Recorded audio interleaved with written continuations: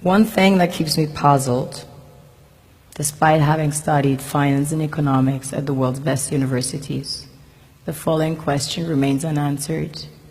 Why is it that 5,000 units of our currency is worth 1 unit of your currency, where we are the ones with the actual gold reserves? It's quite evident that the aid is in fact not coming from the West to Africa, but from Africa to the Western world. The Western world depends on Africa in every possible way, since alternative resources are scarce out here. So how does the West ensure that the free aid keeps coming? By systematically destabilizing the wealthiest African nations and their systems, and all that backed by huge PR campaigns, leaving the entire world under the impression that Africa is poor and dying and merely surviving on the mercy of the West. Well done, Oxfam, UNICEF, Red Cross, Life Aid, and all the other organizations that continuously run multi-million-dollar advertisement campaigns depicting charity porn to sustain that image of Africa globally. Ad campaigns paid for by innocent people under the impression to help with their donations. While one hand gives under the flashing lights of cameras, the other takes in the shadows. We all know the dollar is worthless, while the euro is merely charged with German intellect and technology, and maybe some Italian pasta. How can one expect donations from nations that have so little? It's super sweet of you to come with your colored paper in exchange for our gold and diamonds. But instead, you should come empty-handed, filled with integrity and honor.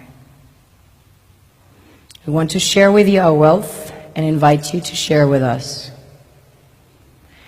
The perception is that a healthy and striving Africa would not disperse its resources as freely and cheaply, which is logical.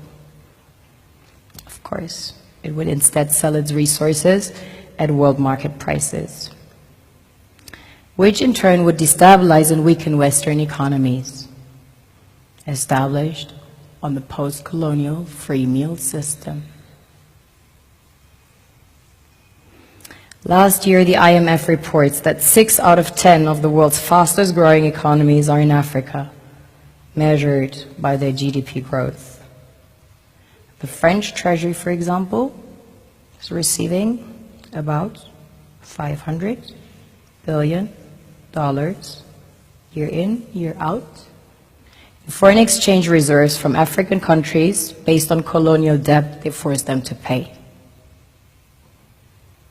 Former French President Jacques Chirac stated in an interview recently that we have to be honest and acknowledge that a big part of the money in our banks comes precisely from the exploitation of the African continent.